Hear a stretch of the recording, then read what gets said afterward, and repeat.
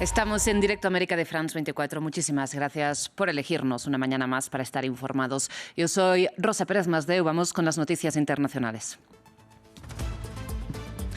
En la previa del encuentro que tendrá a las 11 de Washington Donald Trump con Benjamin Netanyahu en la Casa Blanca, la administración estadounidense afirma que está muy cerca de un nuevo acuerdo para la Franja de Gaza y que espera la aceptación de las partes. El presidente de Irán asegura que no cederán a las presiones de Occidente después de que el Consejo de Seguridad de la ONU votara reimponer sanciones a Teherán, al que acusa de avanzar en su programa nuclear y no colaborar con la OIEA. La presidenta de Moldavia felicita la victoria de su partido proeuropeo en las elecciones legislativas. El partido prorruso Bloque Patriótico denuncia, sin embargo, que impugnará los resultados ante la justicia y el Kremlin sostiene que cientos de miles de personas no pudieron votar.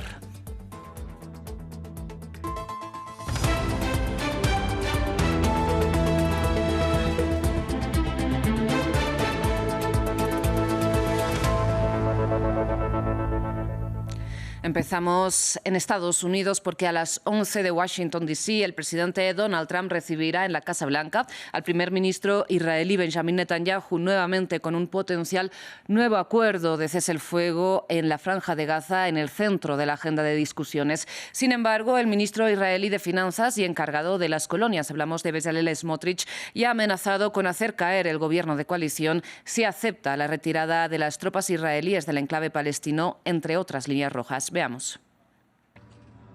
Para sus familias es una noticia devastadora. Hamás afirma haber perdido contacto con 2 rehenes. Uno de ellos es un soldado capturado el 7 de octubre. El otro fue secuestrado en el kibutz Nahal Oz, es esposo y padre de 2 hijos y apareció en un video propagandístico de Hamás en abril. El grupo dice que no tiene contacto con los rehenes tras la ofensiva israelí en Ciudad de Gaza y pide un alto al fuego.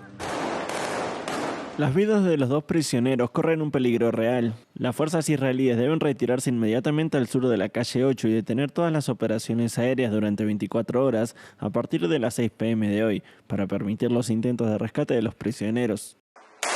Israel aún no ha respondido, pero se mantiene firme en que no detendrá su avance. El portavoz del ejército advierte de nuevos ataques contra supuestas bases de Hamás. El domingo, las fuerzas israelíes destruyeron una torre de varios pisos apodada La Meca. Pese a la ofensiva en curso, el presidente de Estados Unidos afirma que un acuerdo podría estar cerca. Tenemos una oportunidad real de lograr algo grande en Medio Oriente. Todos están listos para algo especial por primera vez. Vamos a hacerlo realidad. Según algunos reportes, se está debatiendo un plan de 21 puntos que incluye un alto al fuego permanente, la liberación de los rehenes israelíes, la retirada del ejército y el futuro gobierno en Gaza sin Hamás. Benjamin Netanyahu, en una entrevista con Fox News, expresó un optimismo cauteloso.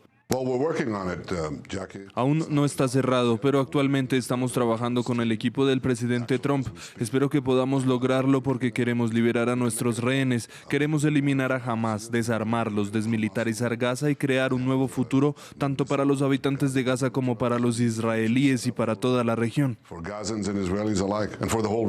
Sin embargo, siguen existiendo puntos conflictivos. El primer ministro israelí ha expresado sus dudas sobre la capacidad de la autoridad palestina para gobernar Gaza. Netanyahu se reunirá con Trump este lunes en un momento en el que Washington busca impulsar las negociaciones. Precisamente mientras avanzan estas discusiones diplomáticas sobre el cese el fuego y el escenario posbélico para la Franja de Gaza, y la Casa Blanca, recordemos, plantea el proyecto de un gobierno de transición liderado por el ex primer ministro británico Tony Blair, que acompañó a George Bush en la guerra de Irak. Sobre el terreno, Israel avanza en su ofensiva centrada ahora en la invasión de Ciudad de Gaza. Este domingo las tropas israelíes mataron al menos a 50 personas más, según informan las autoridades médicas gazatíes. Estamos cansados, de verdad, estamos hartos de esta vida. Es una pena, ya basta. Los hijos de otros viven cómodos y solo los miran. ¿Qué culpa tiene este niño de no saber leer, de no saber escribir, de no vestirse, ni comer, ni beber como los demás? Nuestros hijos están todos destruidos, nuestra juventud está destruida. Vamos ahora hasta Irán. El presidente Masoud Pezeshkian aseguró que no cederán a las presiones de Occidente. Se trata de la respuesta al Consejo de Seguridad de las Naciones Unidas, que votó a favor de reimponer las sanciones a Teherán por su política nuclear y que la República Islámica defiende con fines civiles, después de que, recordemos, Estados Unidos abandonara unilateralmente el acuerdo nuclear durante el primer mandato de Donald Trump. Si bien a esta hora es precisamente incierto el estado del programa nuclear iraní tras los ataques estadounidenses del mes de junio, las potencias del Consejo de Seguridad de la ONU acusan a Irán de no estar colaborando con la Organización Internacional de la Energía Atómica. Un país que en realidad ha sumido a toda la región en el caos, y el Consejo de Seguridad no lo ha sancionado ni una sola vez, ni lo ha condenado porque hay presencia estadounidense allí. Y cada vez que alguien intenta alzar la voz, ellos ejercen su derecho al veto. Ha desestabilizado toda la región, pero cuando intentamos vivir en esta región, en este país, en este mundo, en esta sociedad, cada día quieren sancionarnos. ¿Por qué? Porque nos negamos a inclinar la cabeza.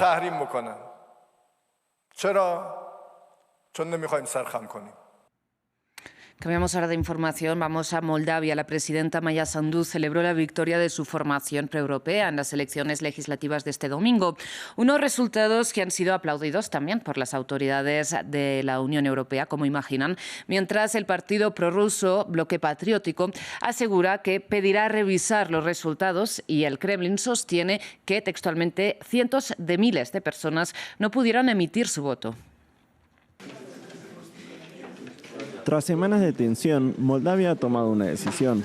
Con su clara victoria en las elecciones legislativas, el partido proeuropeo Acción y Solidaridad debería conservar su mayoría absoluta en el Parlamento.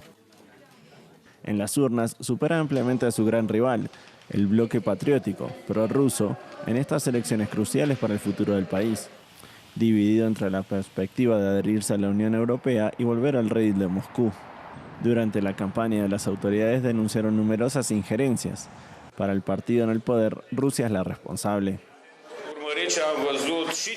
Hemos sido testigos de intentos de injerencia en el proceso electoral por parte de grupos criminales apoyados por la Federación Rusa, de intentos de desestabilización, de alertas de bomba y de otras provocaciones en territorio moldavo y en el extranjero. Los responsables moldavos hablan de una guerra híbrida y acusan al Kremlin de haber invertido cientos de millones de euros para intentar influir en las elecciones y poner fin a las ambiciones europeas del país. Rusia niega estas acusaciones, que considera antirrusas e infundadas. Sin embargo, para muchos moldavos, la amenaza es real, sobre todo con la guerra que se libra al otro lado de la frontera, en Ucrania. Queremos que nuestros hijos vivan en paz. Ya ve la situación, hay disturbios en Ucrania y podrían producirse también aquí. Por eso nuestro voto es importante. El año pasado, los moldavos aprobaron por un estrecho margen un referendo a favor de la adhesión a la Unión Europea y reeligieron a la presidenta prooccidental, Maia Sandu, para un segundo mandato, a pesar de las acusaciones de injerencia del Kremlin que ya existían en ese momento. De Moldavia vamos a Francia porque 16 años después del accidente del vuelo Río-París, en que murieron las 228 personas a bordo, inicia este lunes en París el juicio de apelación. La aerolínea Air France y el fabricante Airbus, que habían sido absueltos en primera instancia, serán juzgados nuevamente por homicidio involuntario. William Gazó nos cuenta más. Se trata de la mayor tragedia aérea en la historia de Francia. El 1 de junio de 2009, el vuelo AFF 447, que cubría la ruta Río de Janeiro-París, se estrelló en el Océano Atlántico. A bordo del Airbus A330, 228 personas, todas murieron en el accidente. La investigación demostró que la catástrofe aérea fue causada por un fallo en las sondas encargadas de indicar la velocidad del avión. Sin embargo, en abril de 2023, el Tribunal de París absolvió penalmente a Airbus y Air France, una decisión inaceptable para las familias de víctimas. Esperamos que este juicio en apelación permita finalmente conocer la verdad. Hoy, decir que solo los pilotos son responsables es algo que no podemos aceptar. Para nosotros, tanto Air France como Airbus deben asumir su parte de responsabilidad y, por lo tanto, de culpabilidad.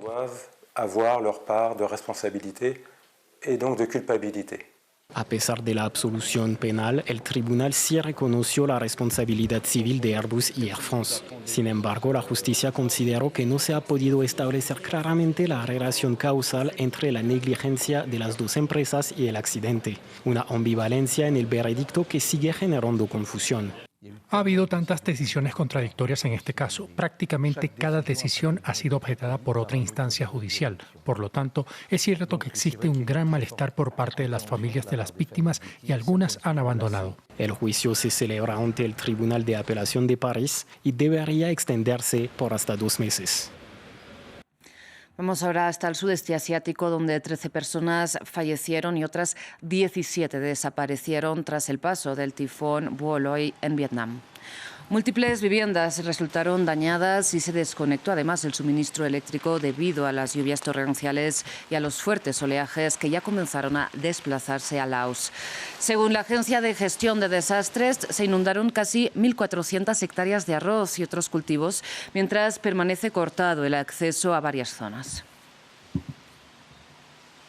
Vamos ahora a Estados Unidos, donde empieza un nuevo capítulo de la política arancelaria de Donald Trump. Tal y como había amenazado hace meses, el presidente de Estados Unidos anunció impuestos aduaneros del 100% para las producciones cinematográficas que se realicen fuera de las fronteras estadounidenses. A la espera de más detalles, por ejemplo, sobre coproducciones o distribuciones en plataformas digitales, el mandatario insistió en que su objetivo es evitar que el negocio de Hollywood siga siendo robado por otros países. En otras noticias de Estados Unidos, al menos 4 personas murieron en un tiroteo contra una iglesia mormona en el estado de Michigan. Las autoridades indicaron que el presunto agresor, un exmilitar de la guerra de Irak, también falleció en el momento del ataque. Más detalles con William Gazo.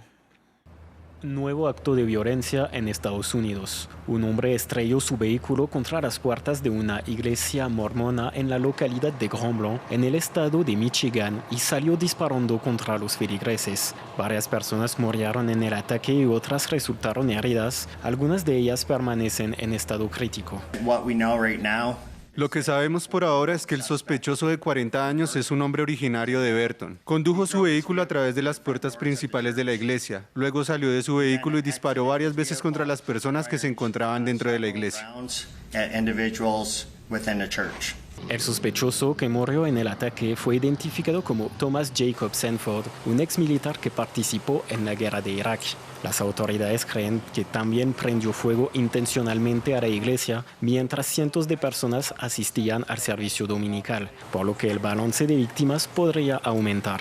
Por su parte, el presidente Trump prometió acabar con lo que calificó de epidemia de violencia. Esto parece ser otro ataque dirigido contra los cristianos en Estados Unidos. La administración Trump mantendrá informada a la opinión pública, como siempre hacemos. Mientras tanto, recen por las víctimas y sus familias. Esta epidemia de violencia en nuestro país debe terminar de inmediato.